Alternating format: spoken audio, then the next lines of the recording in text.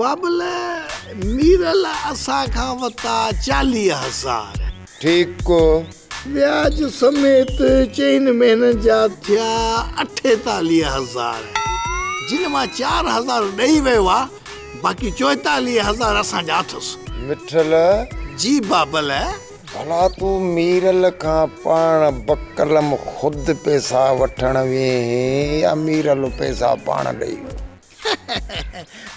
बाबल साईं मां पाण बकलम खुद उन खां वठण वियुमि। केरु पैसा ईअं ॾींदो आहे? तो त खणी आ बाबल मूं ते उहा जाइ कोन्हे जंहिं ते मलजे। अरे हेॾो रोहीअ जेॾो मोह अथई इन मोह ते मां 3 तवा बि मलिया न तॾहिं बि खाडी खाली रहिजी वेंदई। हलड़ी बंदूक तुंहिंजो ठका बाबल इहो तो मूं लाइ तो घुराई छा?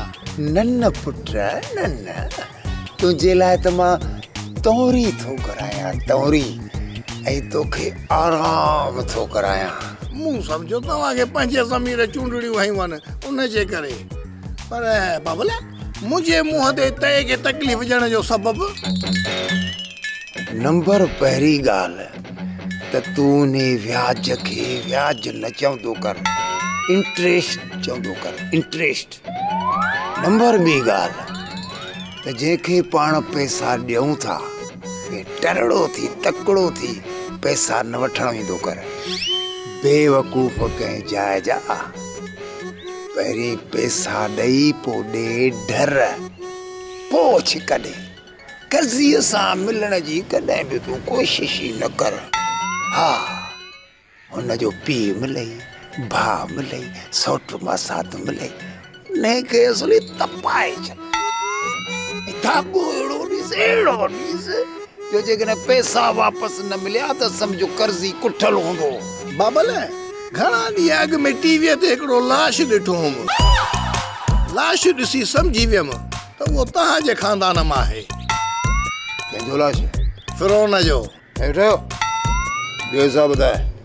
बाबल वलू तव्हांजे व्याज जी लिस्ट में 2 नंबर ते आहे मोहतरम जनाब आलीशान।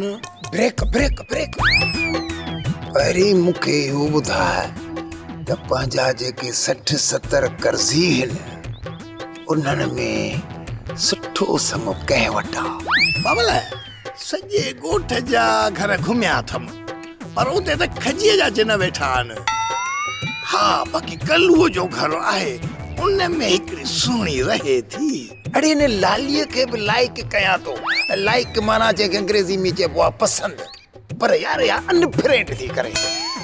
बाक़ी हा ॿी का अहिड़ी ॿुधा जंहिंमें लालीअ जहिड़ा लक्षण हुजनि। बाबल पोइ मूंखे अहिड़ो को संग सुझे कोन थो। त पोइ हणो हिसाब त व्याज समेत वसूल कयां। सब्सक्राइब कयो असांजो official YouTube channel Singh TV HD drama ऐं वधीक अपडेट लाइ बेल आइकन खे क्लिक करियो।